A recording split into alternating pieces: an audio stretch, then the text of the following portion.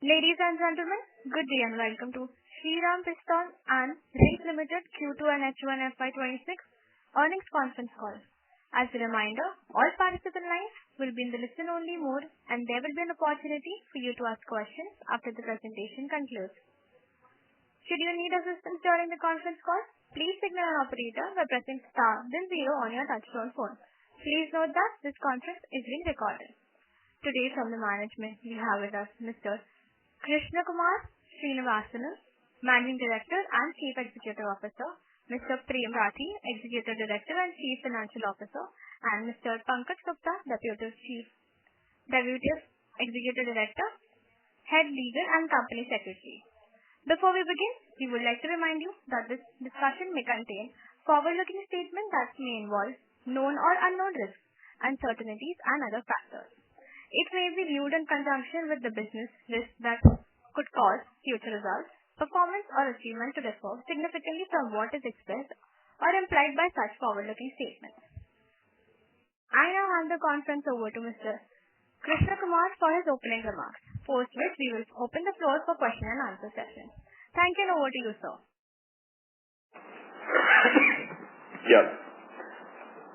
Thank you, Shruti. Ladies and gentlemen, a very good evening. Thank you for joining us on the Q2 and H1 FY26 earnings call for Shriram Pistons Rings Limited.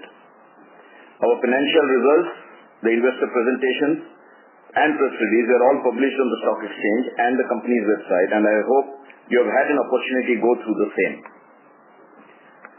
The company continued to show resilience during the first half of FY26 as we have achieved a growth of around 14.9% year-on-year in consolidated total income and 14.2% year-on-year on the consolidated EBITDA, despite very challenging market conditions in the auto industry owing to the geopolitical situations as well as the muted growth in the domestic end markets.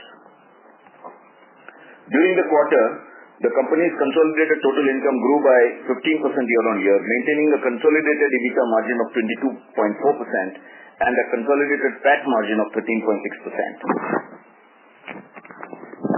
The domestic automotive industry showed a mixed performance during the quarter, with passenger vehicles declining by 1%, while two-wheeler volumes registered a healthy 7% growth. However, it is important to state here that the GST reforms were put into effect from 22nd September 2025, post the announcement on the 15th August 2025. Thereby giving an impact of only 1 week for the sales volume in this quarter to get the effect. Due to this, the months of August and September saw an impact on the overall sales mix across the group, which was impacting the business to some extent. The auto industry has emerged as one of the biggest early beneficiaries under the reforms, reflected by improved demand for all our products from the OEMs. Hence, post GST reduction, and what we call it as GST 2.0, the demand is showing signs of improvement. During the festive season continuing in October, the passenger vehicles, two-wheelers, three-wheelers and commercial vehicle segments all recorded double-digit sales growth, rekindling the hopes for good volumes for the third quarter onwards. Within the challenging environment in the first half, the company continued to outperform the industry, driven by presence in diverse markets and product segments, with healthy performance from all our subsidiaries, including EV and high-precision injection molded components business. We also continue to win new businesses across our legacy business and also all our new subsidiaries. All the product segments supported by our process efficiency initiatives and cost optimization programs contributed positively to our top line and bottom line growth. Our international operations remained resilient despite ongoing tariff uncertainties and geopolitical headwinds. With a presence across more than 45 countries, we continue to navigate regional demand fluctuations through product localization, market diversification, and long-term customer relationships. While certain export regions did witness temporary softness, we expect improved tractions in the coming quarters as global supply chain trade conditions stabilize. We are committed to strengthening our leadership position through operational excellence and innovation. Our primary focus is on technological advancements supported by our robust in-house R&D. This approach not only keeps us relevant but also empowers us to lead in the marketplace. Our investments in automation, digital manufacturing, and precision engineering are delivering the measurable improvements in productivity and quality. At the same time, we are pursuing strategic collaborations and partnerships with global technology leaders to enhance our technological capabilities and broaden our product portfolio. Going forward, our strategic focus remains on strengthening our core business while exploring newer areas for growth. We are committed to enhancing our product offerings and expanding our market presence through innovation and technology.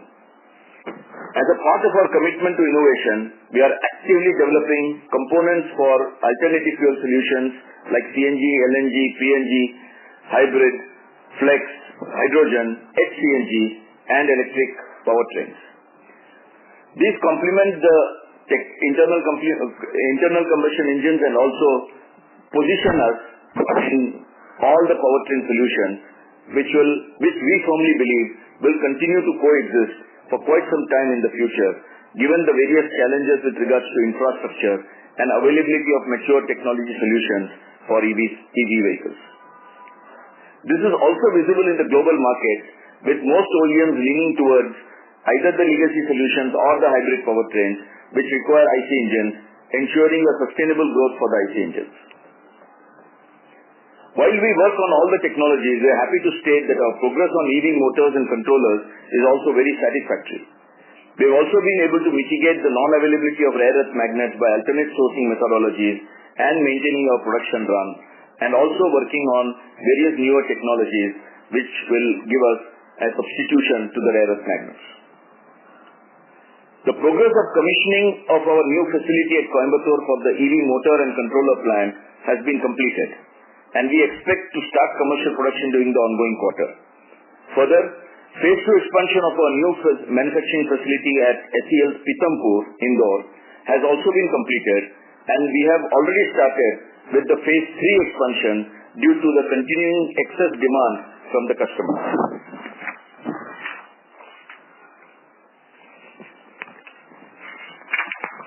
Sustainability continues to be the cornerstone of our long-term strategy.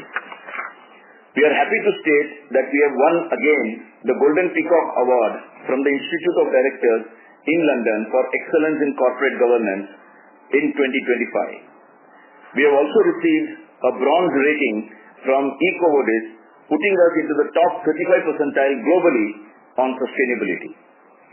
And the ESG rating too from Dun & Bradstreet, with us being placed in the top 500 value creators globally. In addition to the above, we continue to win awards from our prestigious customers for initiatives in the areas of innovation, quality, delivery, productivity, and sustainability. All these awards and ratings act as a testament to our consistent efforts towards building a sustainable business and contributing positively to the environment. As we move into the second half of FY26, we remain very optimistic yet prudent. Ongoing market conditions are expected to support a steady growth across key vehicle segments.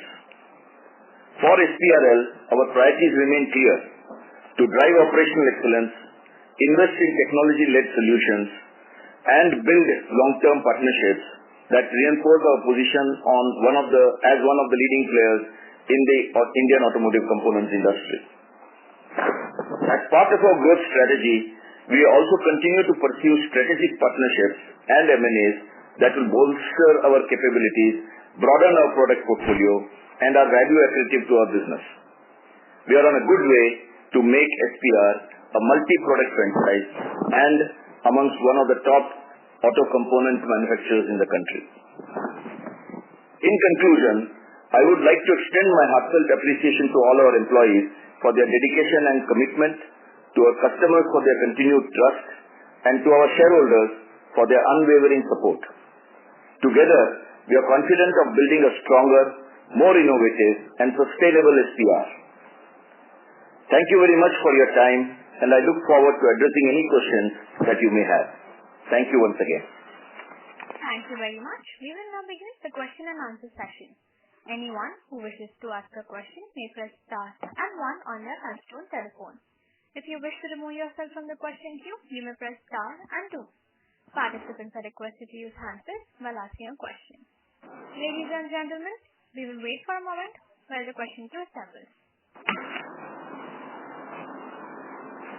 The first question is from the line of Karan Gupta from SHRIPISTON Investment. Please proceed. Yeah, hi. Good evening.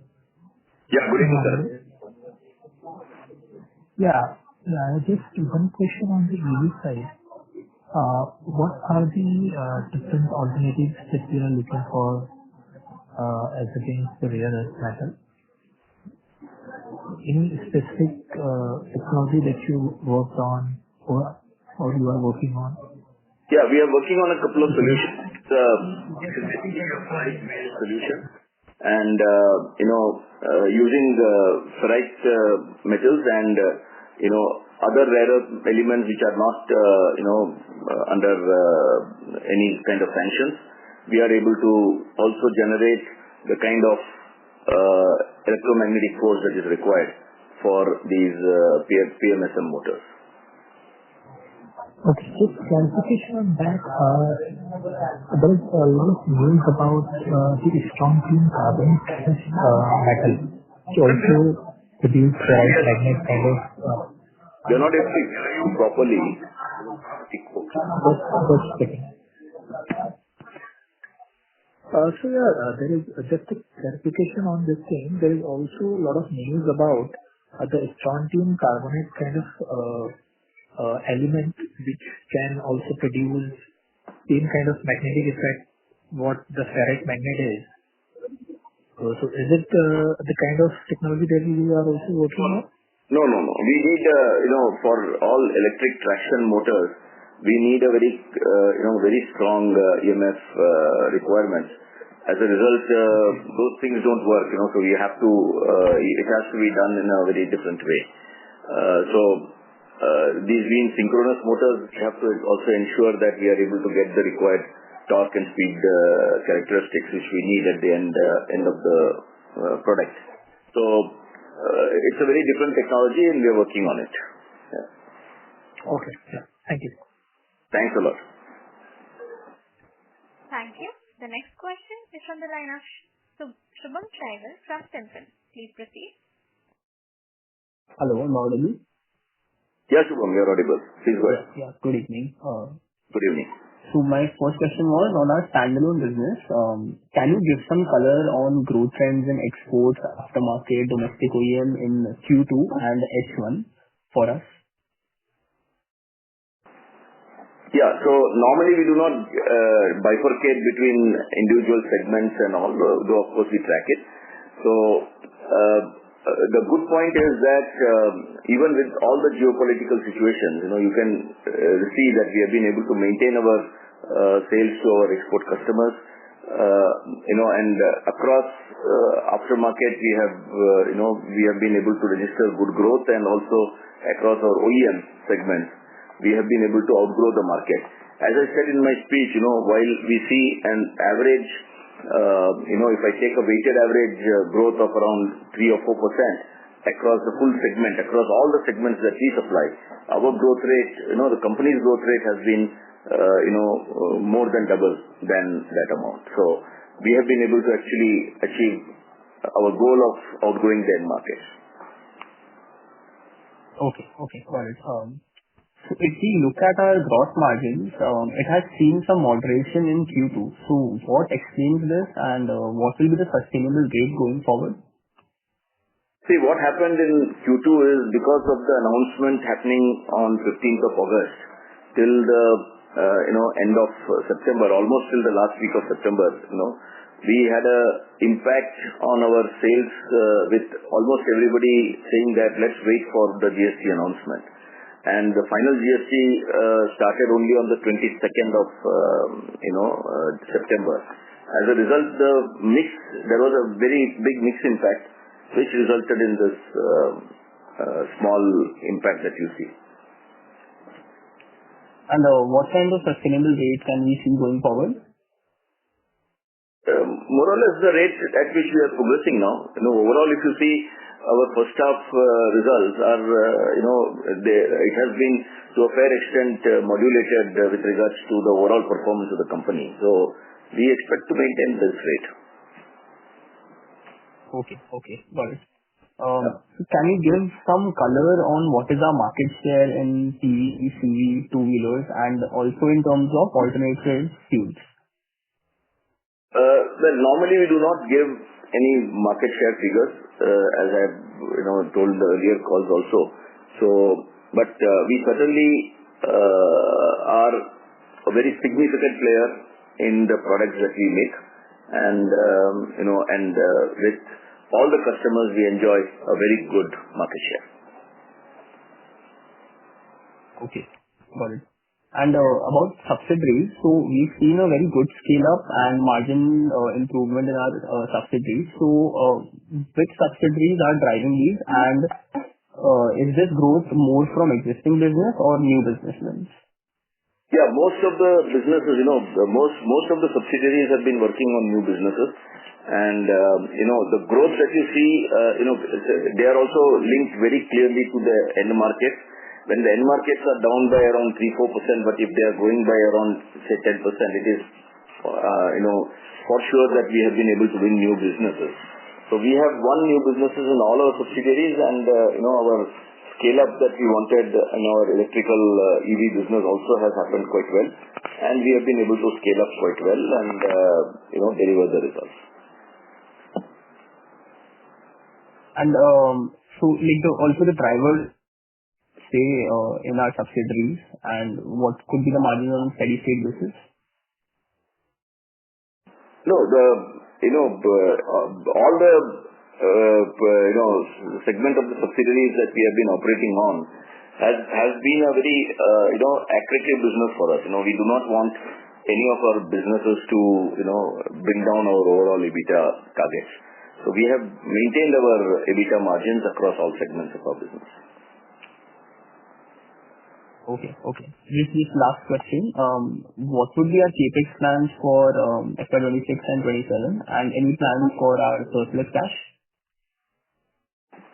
Yeah, this I addressed in the same. All the normal businesses do require CapEx, which is in line with their business requirements, and to the extent of their depreciation, we are already investing, regularly in the existing businesses. And all the extra cash that we have is being used for M&A opportunities and for non-linear growth. And I will put it more this way, that we are looking at bigger M&A opportunities, and it's already ongoing. And I can only say that various opportunities are there, and we are working on them. But what would be the CapEx amount that we plan on? Equal to the depreciation of the individual companies, to the extent of unless if they have a new big businesses where we have to really invest, and in which case that is something that I will announce at that time. Okay, got it. Thank you. Yeah, thanks a lot. Sure. Thank you. The next question is from the line of Abhishek Kumar Jain from Alfa. Please proceed. Thanks for the opportunity and congrats for a strong set of numbers. Sir, my first question on that, as you mentioned that you are looking for the bigger M&A opportunity. So if you can throw some light which are the areas where you are looking for? Is it in the IC or is it in the EV? And how much CapEx you are looking over there? What would be the turnover, asset turnover to be there? Yeah. So Abhishek, it's all, those decisions are very strategic decisions, and for sure most of the investments that we are looking at is for areas which are agnostic to. We do. It is nice, but it is a very, very small kind of list that we are working on. But overall, if you really see the direction of the company over the last 5 years, we have been and we have investing in, and investments really borne good fruit. It helped us to all franchise. So we will continue in that direction, and we will continue to see that the overall enterprise is able to grow. across various segments, both in terms of the product segments as well as the market segments. Your question on the subsidiary side. So, EMFI space, the company has already commissioned one plant. So, what kind of the revenue target for FY27 from this particular business? Yeah. So normally, as I said, it is in line with all our working. It is in line with our expectations with regards to the growth targets that we have. You are all aware that, the markets, as far as the EV business is concerned, market is muted today because of infrastructural requirements, which I have been saying all through in all my calls, that it is going to be a little muted. So we are progressing in a very steady manner. We are investing to the extent of which we get the growth that is required for the company. And to that extent, we have already invested. We are manufacturing now motors right from 250 watts right up to 350 kilowatts. And we are making our own controllers. We are probably the only player in the country who manufactures the motors and the controllers together and price it and give it to the customers. And we are progressing very, very well. Will it be supplying the two-wheelers, four-wheelers, CV, all, or it is particular for the two-wheelers? No. All segments of the market. We make, hub motors, we make mid-drive motors, we make motors from all ranges. And so we have now, all the lines fully operational. And, we are also amongst the first ones to get the PM E-Drive certification.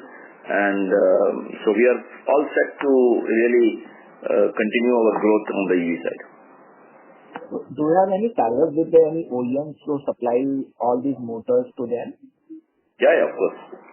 We don't give the names of our customers at this stage in this business because we are being very closely tracked by our competition. So the last year in FY25, the total revenue was 26 crores in this business. So can we expect that this could be able to touch 100 crores plus in next 2 to 3 years? Well, that is our plan. Otherwise, why do we put such a big plant? Right. So if you can throw some light on the asset turnover and total investment on this particular business.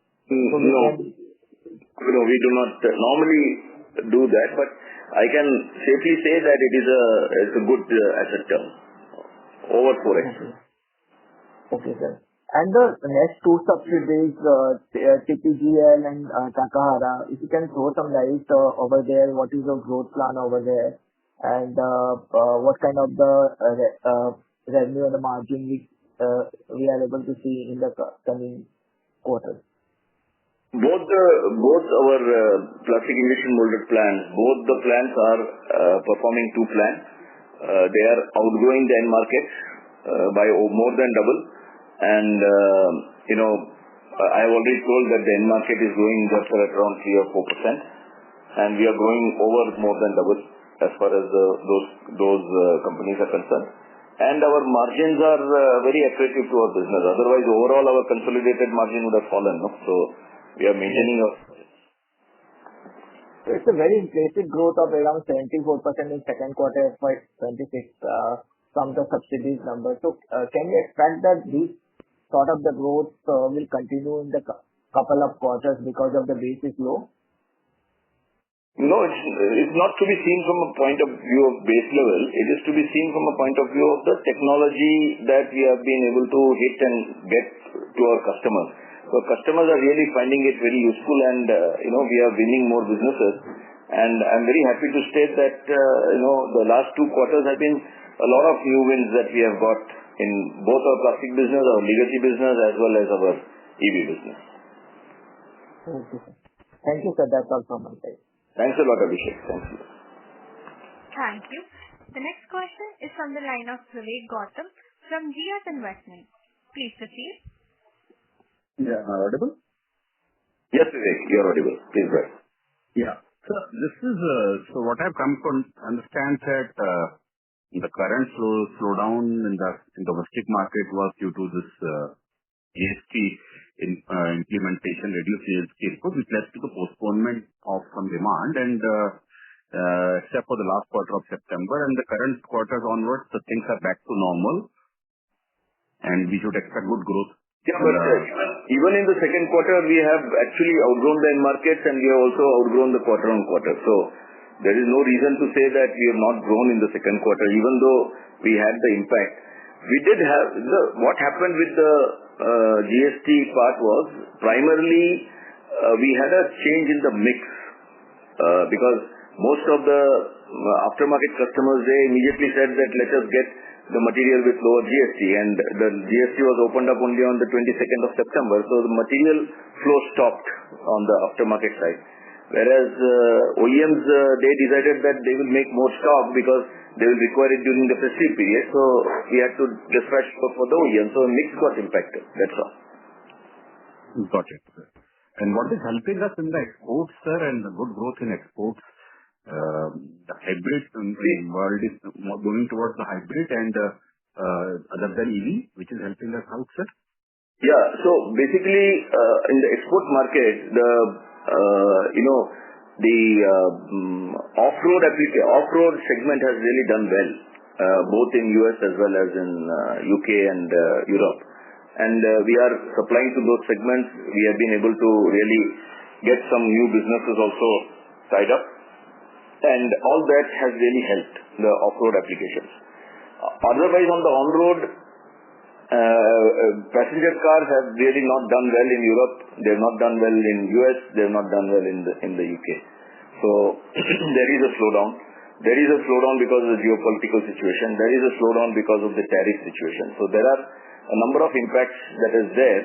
But certainly for sure, our presence in almost 45 countries has really helped us to segmentize the market and be able to, get some businesses which we thought, which will help us in really ensuring that we are able to maintain our market growth. And with this imminent signing of the US-India tariff deal, and Mr. Trump, not a very big strong advocate of renewables and other things, is still going in for the conventional technology. So things stand good for our sector and our company also, sir. And that's very. We are not basing our decisions on any political motivations. We are basically thinking from a point of view that overall infrastructural developments across the globe will take time, and the power generation that is required for these kind of introduction of such mass scale EV transfer is going to take a lot of time. So we personally feel that all the countries will continue to work on multiple powertrains. As you can see, in Europe it is more of hybrids. In US also it is more of hybrids and ICE. In China it is more of electric, but even that has slowed down in China. And then across the globe we are seeing that multiple powertrains are now coexisting, and people are working on newer solutions with CNG, with PNG, with LNG, with hydrogen. So there are multiple activities going on, and the good part is that we have our own development center, we have our own innovation center, and we are far advanced in all those areas, and we are able to give solutions to our customers and that enables us to really be present in all the powertrains. So we think that all the powertrains will coexist and there should not be any problem. This has been my narrative for the last 5 years, literally. And I think all that I have been saying over the last 4-5 years has started coming true now. Correct, sir. And lastly, any risk on China dependency, import of raw material, etc., magnets and other things, sir? Practically nothing. Even though we had the magnets being stocked by China, our sales actually increased, not decreased. Okay, sir. Thanks a lot.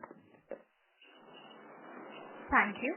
The next question is from the line of Sakshi Shah from Quest Investment Managers. Please proceed. Hi. Good evening, sir. So I have a question. So there have been recent announcements by these Japanese automakers, Toyota, Honda and Suzuki, that they are significantly expanding their manufacturing presence in India. So how do you see this trend playing out for us, especially considering our long-standing relationships with these OEMs? Yeah. So we do see a very positive trend for us on these. And, both our Korean customers, our Japanese customers, as well as some of our, other non-Japanese customers, I think we have actually made very good inroads with our presence as well as working on various newer platforms that we have been working with them right from drawing board stage. So that has really helped us to, be able to give them the right solutions which have been tested or getting validated as we speak. And we are very confident that we'll be able to support them in all their requirements. Okay. Thank you, sir. Yeah, thanks, Ashish. Thank you. The next question is from the line of Shafat from Libra Construction. Please proceed. Sir, am I audible to you? Yeah, please go ahead. Yeah. Sir, your ROE was 21% this financial year. You're talking about ROE or RO? ROE, sir, return on equity. Yeah, that's right. So, sir, I can expect your profit doubling from 3 to 4 years. What do you think? I also Yeah, we are working on it, and I am very confident that with all the programs and all the things that we are doing and all the activities that we are, there is a good possibility. I can't say the future, I can't see the future, and I can't tell about what can happen. But all the things that we have today on the plate looks positive, and we feel that we are working in the right direction. Sir, if you maintain your ROE of 21% or maybe about that, I think you can definitely run the achieve. Yeah, thanks for your support. Okay, sir. Thank you so much. Thank you, sir. Thank you. Before we take the next question, we would like to remind participants that you may press star and 1 to ask a question. The next question is from the line of Harsh.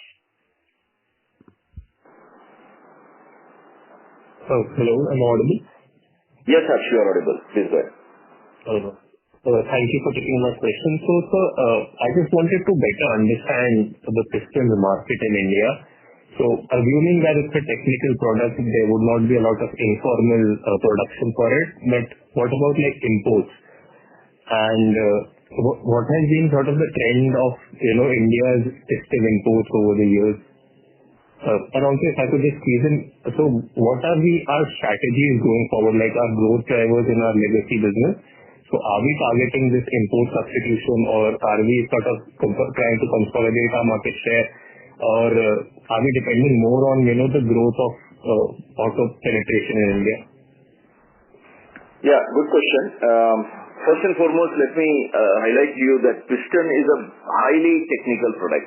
It looks very simple, but it's manufactured in few microns, and it requires a very high amount of technology, because there is expansion in the material that happens at high temperatures, and then when the temperature cools down, the material has to come back to its original shape and all that. And so you have to really design the product for the kind of animal that it goes into. Every engine is a different animal, and it requires a different kind of technology to ensure that we are able to cater to the demands of that engine.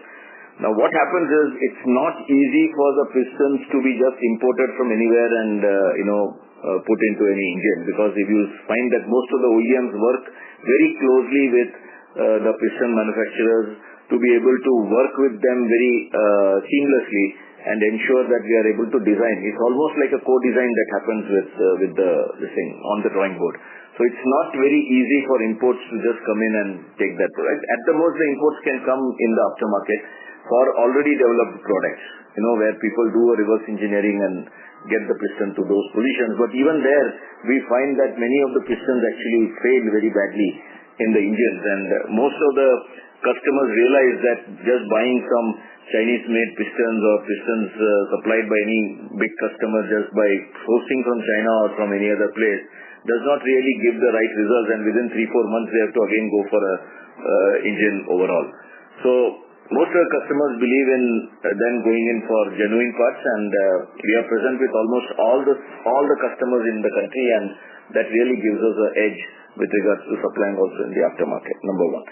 And number two, I do not see that pistons will go out anywhere in the near future, because the demand, even as we speak, we are working on a couple of projects which are going to see the light of the day maybe in 28, 29 or even 30, and then continue for the next 5-7 years. So we do not see any issue for the next many years that all the powertrains will coexist, as I already said. The third point is, globally there are many, in the piston world, there is a huge demand cropping up, primarily because of people vacating capacities. What happens is, when people vacate capacities because of the fear of EV, not really understanding the market well, not really understanding the situation well, then it tends to really create a lot of vacuum with regards to the supply situation. And then we are today experiencing that, and we have a lot of inquiries coming in with people wanting to buy from us globally. So I think we are in a good position, and we should continue with that, right? So when we are exporting pistons, then that means we are working, developing the product along with the OEM ground up. Yeah. Or are we sort of targeting the aftermarket? Okay. No. Most of the OEMs, we supply to Jaguar, we supply to Caterpillar, we supply so many big names, and I can tell you that we work with those customers on the drawing board. Fair enough, sir. And since you mentioned Jaguar, so a couple quarters back, the India-UK free trade agreement happened. So are we seeing any green shoots from that so far? Yeah. There are green shoots for that. Okay, sir. And lastly, in terms of our rare earth-free magnet motor, like you mentioned, so recently I think one of our competitors, Ola, got some certification from Global Automotive Research Center for their ferrite motors. So what stage are we in our rare earth-free magnets? Is it like in the development stage? Have we piloted something, or are we already supplying such motors? We are in advanced stages. That's all I can say. It's all time tested, and that's what in some of the products we have already started introducing that also, and that really helps us during this time. And we are actually doing multiple trials and testing, because all this also has to get individually also approved by PME Drive. So all this goes through various levels of validations. Okay, fair enough. And then I'm assuming we will, just like our normal motors, in our rare earth motors also we'll have the complete suite, so from lower range to higher range.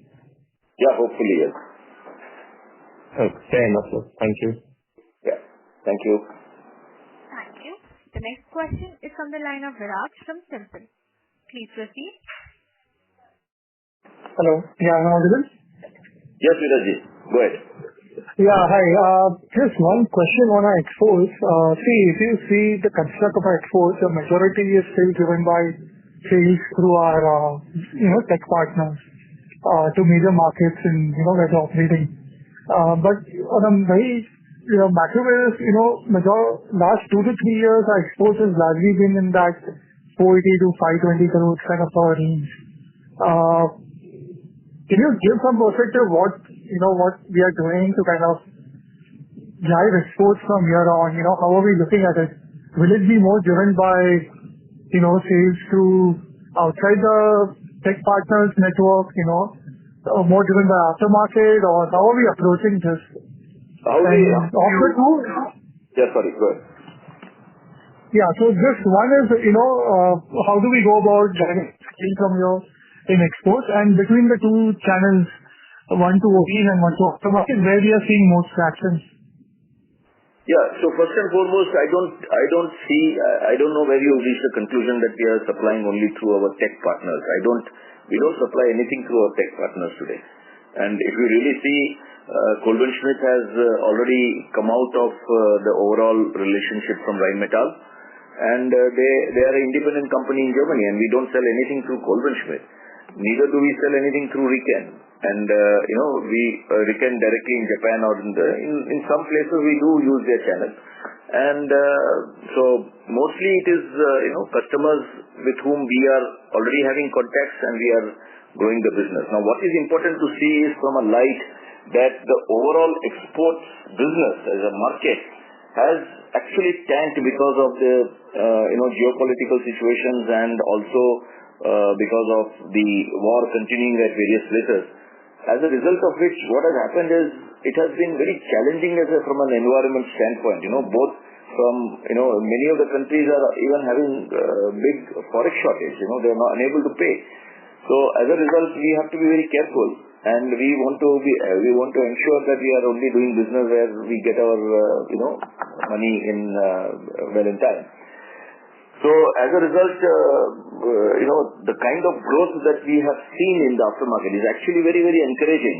Even maintaining the kind of business that we have been doing over the last few years with such a tough business environment in the exports market has been a very stupendous performance actually. So if you, I think somewhere earlier in the call you talked about us talking with Caterpillar, JLR, so for the business. Can you give some color? So typically say OEs take 3 to 5 years for any new business develop, to commercialize. So where are we in that journey? Do you see a lot of those new orders getting commercialized in 26 or 27 for us? Whereas we have been supplying to OEs all through over the last more than 6-10 years. So there is no reason to say that we have not been supplying to OEs. So OEs as well as aftermarket have been our overall business model. And we are continuing to grow there. We have got new customers. We are supplying for snowmobile applications. We are supplying for marine applications. We are supplying for off-highway applications. So there are many, many new customers who have got added. That is what has helped us to retain our sales. Okay, thank you. Thanks a lot. Thanks a lot. Thank you. The next question is from the line of Priyanka from VVD Asset Managers. Please proceed. Yeah, hi, Risham here. Hi, sir. Hi. So, sir, I have this question on inorganic opportunities. So, one is that most of the acquisitions that we did in the last 3-4 years are primarily auto-centric.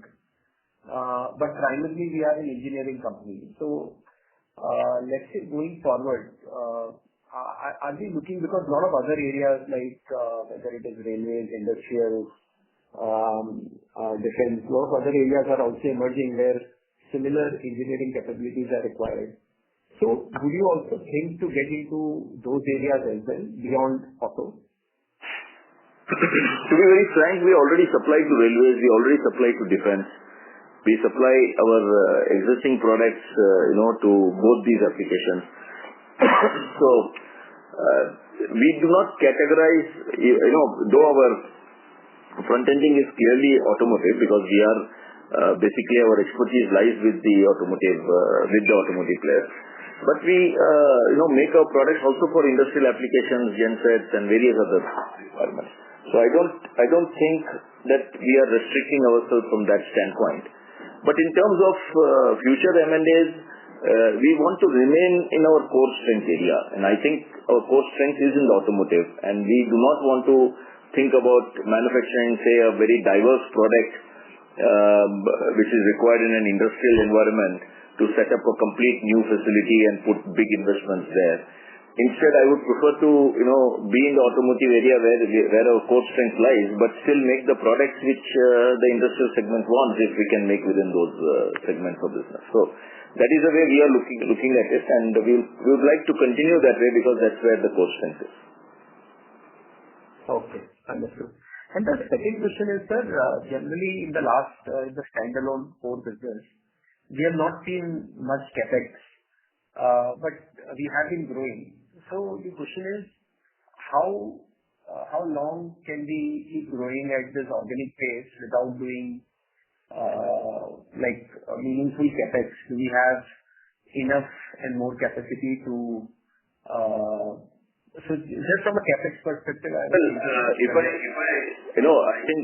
you'll have to look up the figures, but I can tell you that we are not at all restricting any CapEx to our legacy business. Frankly, over the last 5 years, including our investments in SEL, which is primarily for our engine valves and other products that we make, I think we have invested over 550 crores here. No, that is very efficient CapEx, because most of the growth has been much higher than the CapEx, is what I was trying to understand. Yeah. So from a utilization perspective, we have gone in for a huge automation and digitization and lot of efficiency improvements exercise and all that. So that has all helped us. Okay, I understand. Yeah. Thank you so much. Thanks a lot, Shriram. Yeah. Thank you. The next question is from the line of Ravi Purohit from Securities Investment Management. Please proceed.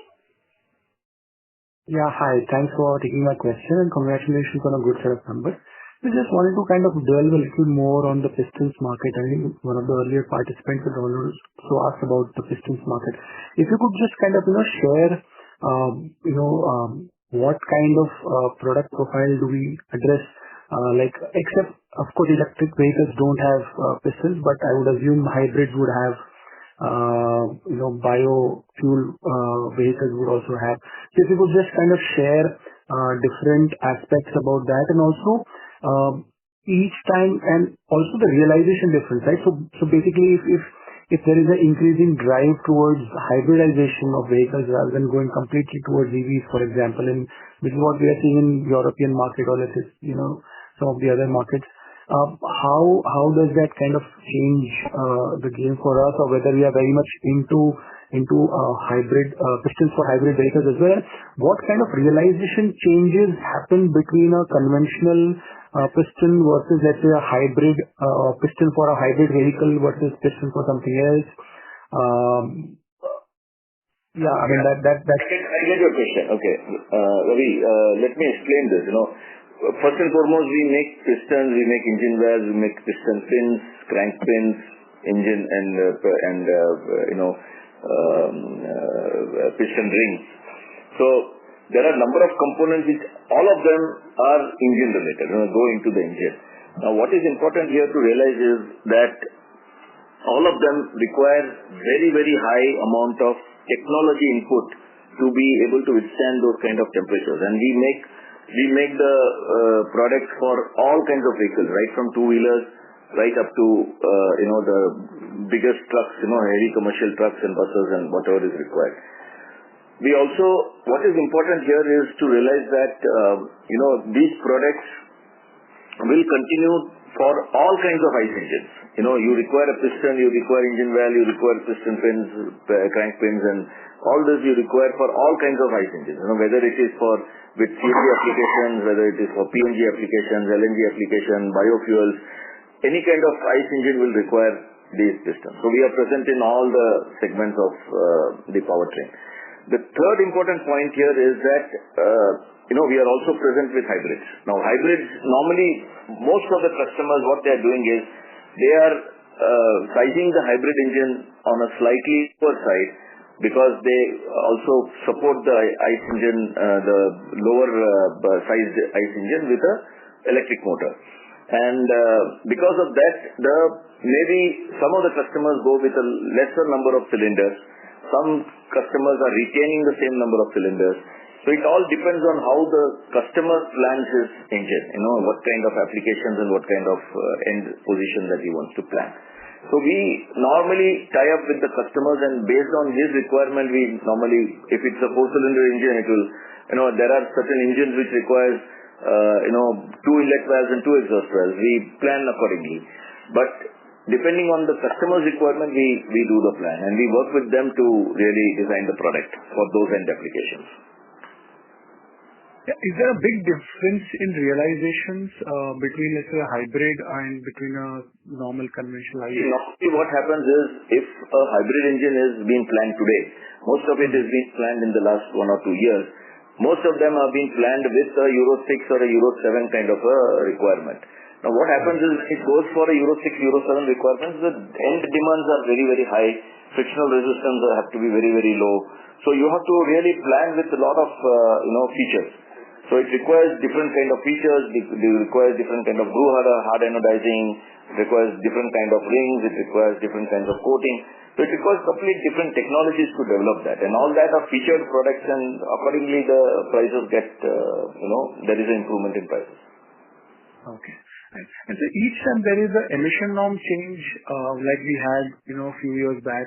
Now I think there is some small change that is happening on the tractor side also. So each time there has been, so lately, if you could kind of share how does that change for companies like us? With every emission change, there is a big change in the product. So it requires a lot of different features to be added, and this one, and accordingly then it becomes a more featured product. So that is the reason why we have so many varieties, so many variants, and variant management has to be done, to be able to cater to the market demand. Okay. And so if you could kind of, just share your thoughts on the non-auto part of this. What kind of opportunities do we have in the non-auto in this business? How big is the opportunity? I'm assuming it's not just India, it would be global as well. So if you could just share some requirements for marine applications, for industrial applications, for even for different kind of compressor applications. So there are, and then for snowmobiles, for off-highway segments, and for various stationary machines. There are huge requirements, and we have been working on those segments, and I'm happy to state that we are catering to many of these segments, which have really helped us to really maintain the kind of growth. Otherwise, how do we outgrow the market when the end market is growing by 3-4%, and you are growing by 12%? We are practically grown 15% against 4% for the end market. So that's only coming out of new businesses and new segments. Okay. And sir, what gives us confidence that we should be able to kind of maintain this gap or this kind of level of outperformance going ahead in the coming 3 to 4 years? Does this the acquisitions that we have made on the plastic component side or engineering side, or this this battery motor side, are those the areas which will drive growth, or even the conventional should? If you could just share some insight as to what will drive growth for us over the next 3 years. This is what I've been saying. The conventional is going to also continue to grow. We expect a CAGR growth of around 6-7%, and we expect a penetration of around 15-20% as far as EV is concerned. Now, if you see the next 5 years, if we are going to grow at around 6%, we are looking at a growth of almost 30% in the end market, and a penetration of 20%, which means even the existing legacy products are going to grow at almost 10% in the next 4 or 5 years, which is a huge requirement, because the base is very high. We are talking about the 3.5 million engines being made, ICE engines being made, and you can imagine if that's going to have a growth of 10%.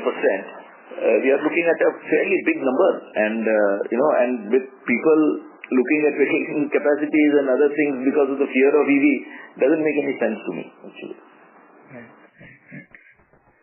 So we expect very good growth for many more years to come, and we don't see any major issues. We are present in all the powertrains. What is important is to be present in all the powertrains. You must have the technology, you must have the right features, and you should be able to deliver to the customer's requirements. And we are present with that, and we are in a very good position with that. Okay. I'll get back in the queue. All the best, sir. Thank you.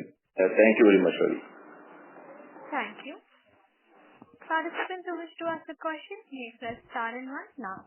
The next question is from the line of Krishna Swami Mohan, an investor. Please proceed. Hello. Yeah, good afternoon, Mr. Krishna Swami. Good afternoon. Good afternoon. Congratulations on excellent set of performance in the auto industry, the kind of ROI and ROE that you are showing. I very rarely seen. I've been in the auto industry for about 50 years. Congratulations once again for the excellent numbers. Thank you very much. Coming back to this question, I mean, I wanted to ask something else before, but we'll take it up for this. It's a 3.5 million engines.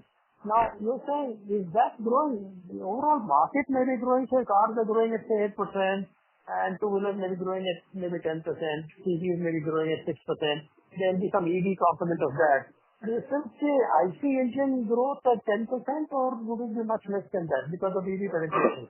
No. Let me explain. Again, we see a compounded annual growth of around 6 to 7%. Okay. Now, when we say that when the market is going to grow at the rate of 6 to 7%, which is going to happen because the car penetration in the Indian household has been in over less than around 4.5%, 5%. So there is a huge market. Any forward-looking economy and any grown economy, we have a penetration level which goes up to around 30-35%. Now, so there is a market that is present. Of course, I am expecting that the infrastructure will also grow along with that.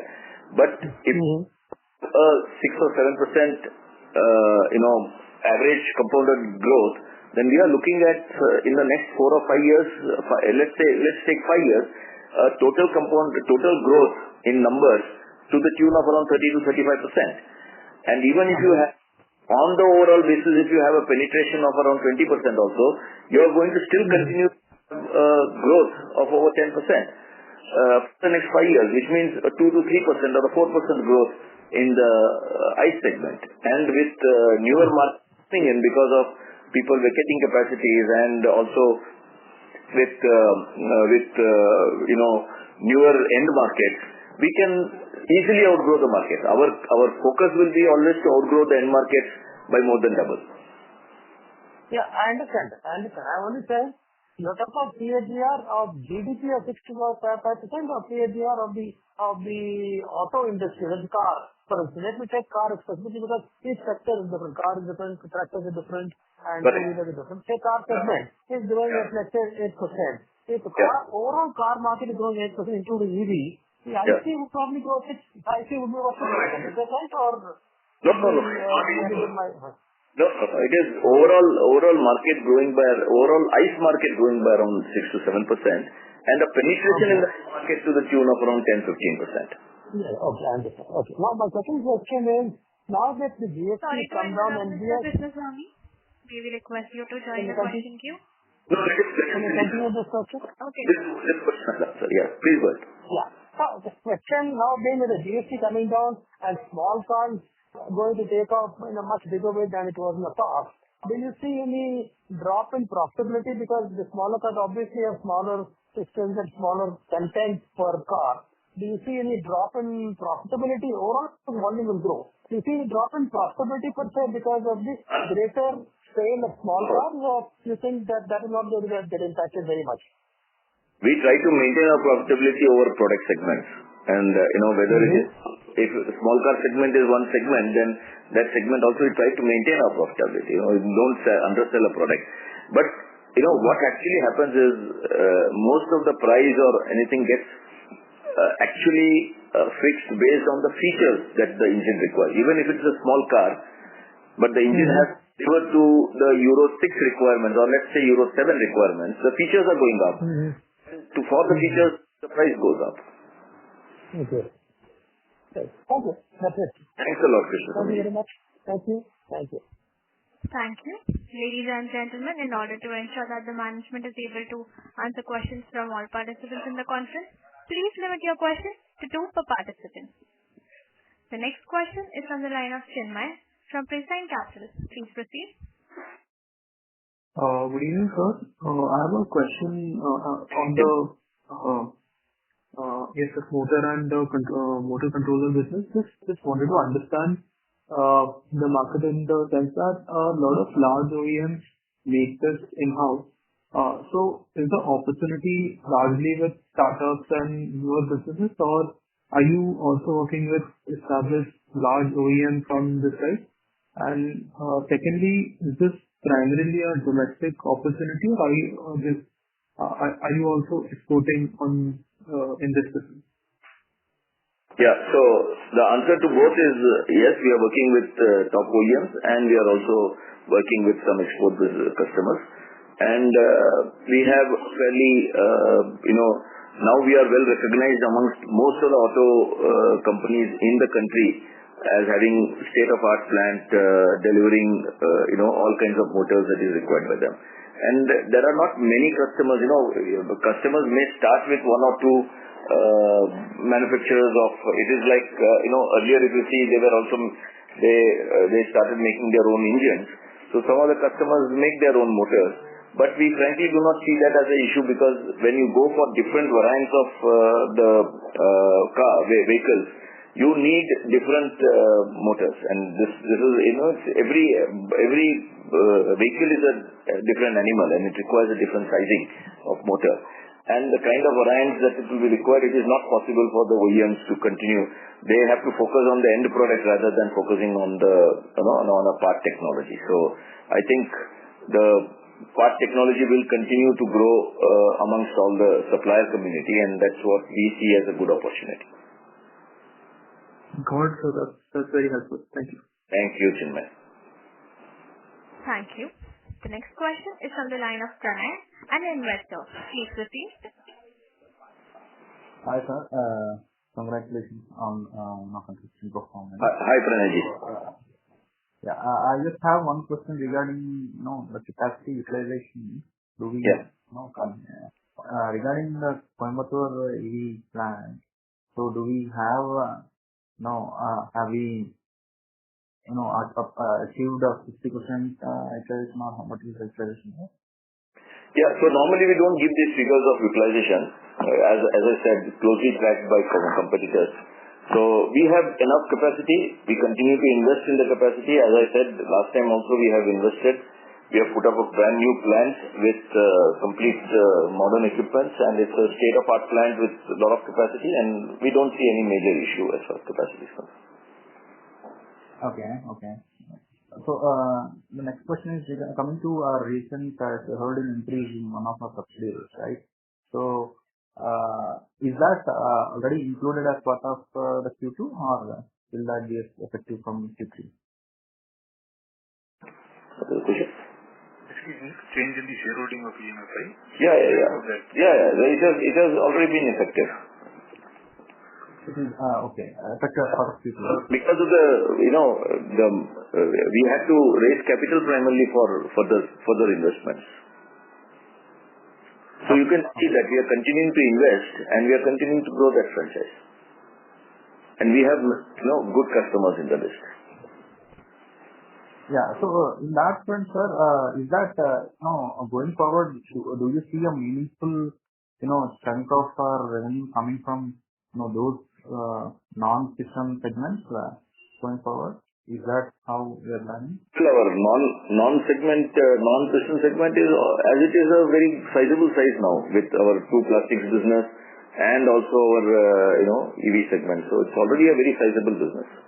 Yeah. So I'm talking about the growth, future growth. Is that a high growth sector compared to our piston? All the segments are really good, including our legacy business. And as I said, in all the businesses we have outgrown the end markets. So what is important is to continue to outgrow the end markets. Overall, as a group, consolidated, we are over 3x of the end markets. Okay. Thank you. Yep. Thank you. Due to time constraints, that was the last question. I would now like to hand the conference over to Mr. Krishna Kumar for closing comments. Over to you, sir. Yeah. Thank you, Shruti. Once again, good set of questions. I think I really appreciate you putting so much of effort in asking the questions. There is a possibility that we have not been able to reply to all the questions. I request you to please kindly send your questions to our secretarial department. We will ensure that we will reply, and we will send you the reply personally, and ensure that we are satisfied with whatever questions you have in mind. So please do not, I understand the time constraint, but any kind of questions that you have, please do ask us directly also. We sincerely thank once again everyone who has joined today's earnings call, and your active participation has greatly enriched the whole discussion today. Our focus remains on achieving our strategic goals, and we are really committed to driving sustained positive results. As I said, if you have any further queries, please do reach us either through our investor relations team at Ernst & Young or directly to the company. On behalf of the company, I again appreciate you taking out this time, and we deeply appreciate your engagement. Thank you. Take care and goodbye.